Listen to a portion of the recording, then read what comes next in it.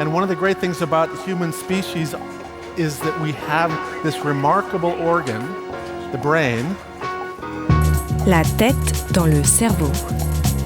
Biologie, cervelle, synapses, neurosciences, physique. The human brain really is the most unique gift of our species. Avec Christophe Rodeau. Nous allons parler de cerfs et de biches, mais ne vous y trompez pas, ce que je vais vous raconter aujourd'hui n'a pas vraiment le côté bucolique des histoires de Bambi. Nous allons davantage nous aventurer dans une ambiance angoissante à la The Walking Dead. La tête dans le cerveau.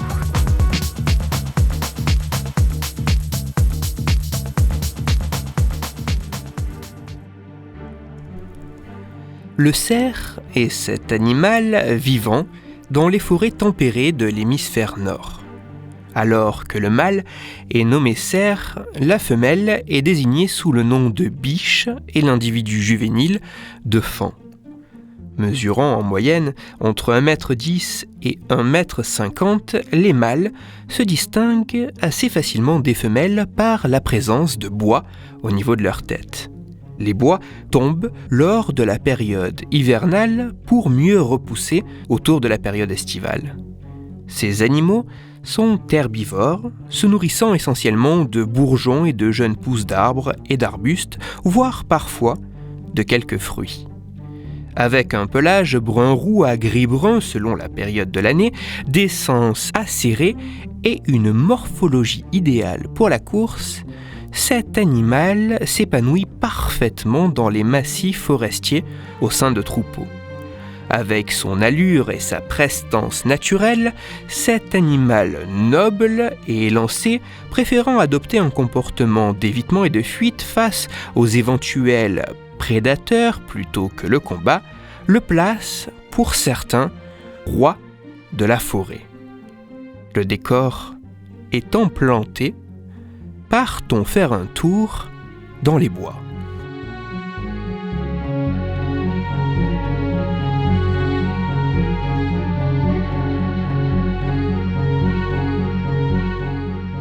Les rayons du soleil percent difficilement l'épais feuillage de cette belle forêt. Mais au loin, vous apercevez une trouée plus claire. En vous rapprochant, vous découvrez une magnifique clairière avec un lac à l'eau calme et limpide. De l'autre côté du lac, dans la clarté du soleil, une silhouette se dessine. Il ne vous faut pas très longtemps pour reconnaître un cerf avec ses énormes bois sur la tête. C'est la première fois que vous voyez de vos yeux ce bel animal. Mais plus vos yeux s'habituent à la lumière, mieux vous arrivez à discerner l'animal, et plus les détails que vous percevez vous paraissent étranges.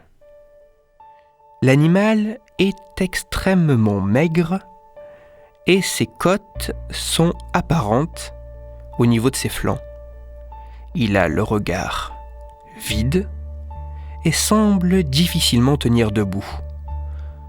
Vous avez alors un peu de peine à voir ce bel animal si mal en point.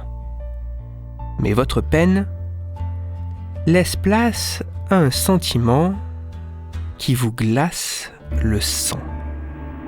Alors que vous apercevez cet animal, vous vous rendez compte qu'il a la bouche ouverte. De ce trou béant s'échappe de manière abondante de la bave. Et c'est à cet instant que l'animal, d'ordinaire craintif envers les autres espèces, perçoit votre présence. Son comportement change alors brusquement. Assez apathique, l'animal, comme pris d'une pulsion d'agressivité, vous charge avec une férocité sans égale. Vous avez eu la malchance de croiser le chemin d'un cerf zombie.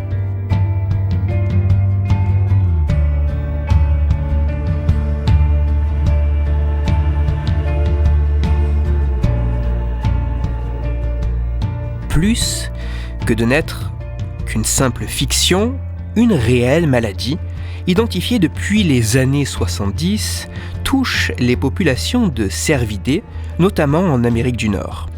Cette pathologie, du doux nom de maladie débilitante chronique ou d'encéphalopathie des cervidés, semble être causée par une protéine anormale. Pendant longtemps, il a été émis l'idée que les seuls agents infectieux étaient soit des bactéries, soit des virus ou des parasites. Mais dans les années 80, un nouvel agent pathogène a été découvert. Il s'agit des prions. Un prion n'est rien de plus qu'une protéine. Mais cette protéine, similaire à celle que les individus peuvent eux-mêmes synthétiser, a une particularité. Ce prion est une variante du prion classique, mais avec une forme anormale. Si le rôle d'une protéine dépend de la forme qu'elle a, alors ce prion, avec sa forme anormale, ne va plus pouvoir remplir son rôle. Et plus que de ne plus pouvoir remplir sa mission, cette protéine semblerait également pouvoir influencer la configuration des prions normaux à la forme correcte pour les entraîner à adopter eux aussi une forme anormale. Si je résume, de manière un peu caricaturale, à côté des bactéries, virus et parasites, il existe les prions. Des protéines assez classiques mais pouvant avoir une configuration, une forme anormale, ne leur permettant plus de remplir leur rôle tout en leur conférant la capacité de transformer les autres prions à la correcte forme pour les changer en prions eux aussi pathogènes. Une protéine prion anormale qui, en entrant en contact avec une protéine prion normale, la transformera en anormale. Une fois dans l'organisme, les prions se multiplient en se concentrant notamment au niveau du cerveau et du système nerveux, en entraînant de lourds dégâts pouvant aller jusqu'à transformer le tissu cérébral en véritable éponge parsemée de trous. La maladie débilitante chronique, autrement appelée l'encéphalopathie des cervidés, est une maladie à prions transmissible d'individu à individu, notamment par les fluides corporels. Cette maladie à prions s'inscrit parmi les autres encéphalopathies spongiformes transmissibles, comme peut l'être l'encéphalopathie spongiforme bovine, dite maladie de la vache folle, ou la maladie de Creutzfeldt-Jakob chez l'homme.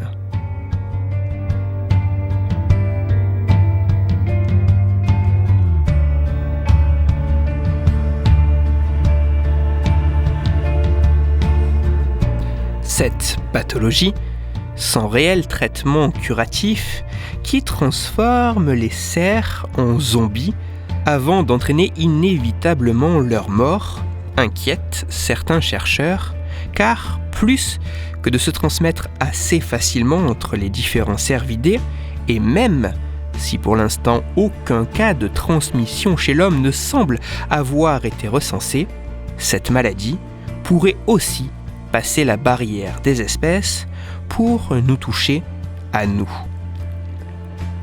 Pas si loin des scénarios catastrophes des films hollywoodiens, il semblerait qu'il existe une maladie incurable s'attaquant au cerveau, aux origines et mécanismes encore mal connus, transmissible par contact, commençant par contaminer des animaux sauvages, les rendant à la fois apathiques et agressifs, pour ensuite possiblement nous contaminer à nous. Lors de votre prochaine balade en forêt, prenez bien le temps de vous méfier de ce qui vous entoure, car l'invasion zombie pourrait être pour bientôt. Que ce soit par leur mécanisme d'apparition, de contamination ou de multiplication, les prions pathogènes sont encore loin d'avoir livré tous leurs secrets et de nombreux mystères persistent encore. Le ton de cette chronique était à dessein anxiogène, bien évidemment, il n'y a pas de quoi se plonger dans la paranoïa la plus totale autour de cette pathologie. Certes, la situation demeure préoccupante, mais il n'y a rien d'apocalyptique.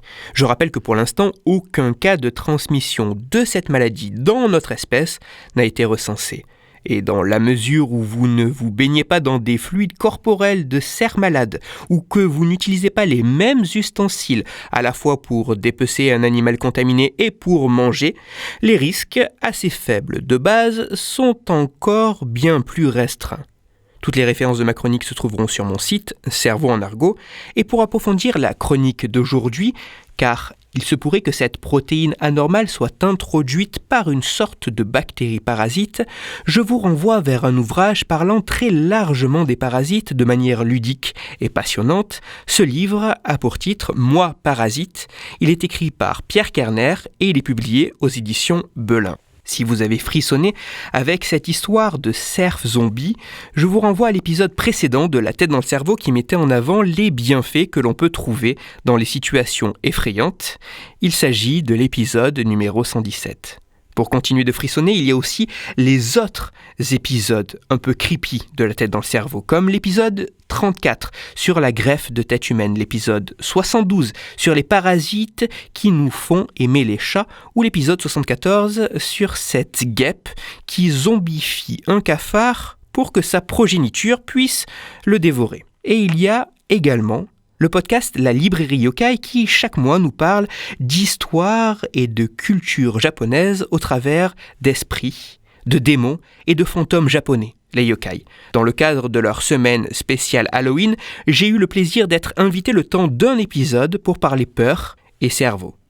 Que ce soit lié à la peur ou plus largement pour discuter science et cerveau, vous pouvez me retrouver sur Twitter, @Christophe_Rodo, R-O-D-O, sur la page Facebook de La tête dans le cerveau et sur mon blog Cerveau en argot. N'oubliez pas que si vous avez des questions ou des sujets dont vous voudriez que je parle, il ne faut pas hésiter à me le faire savoir directement sur mon compte Twitter, sur la page Facebook ou par mail à l'adresse latettedanslecerveau@gmail.com et j'essaierai d'y répondre dans une future chronique. Toutes mes chroniques, y compris celles-ci, sont disponibles en réécoute sur mon podcast La tête dans le cerveau, à retrouver sur toutes les plateformes, dont SoundCloud, Deezer, Spotify, Google Podcast et iTunes. Christophe Rodo. La tête dans le cerveau.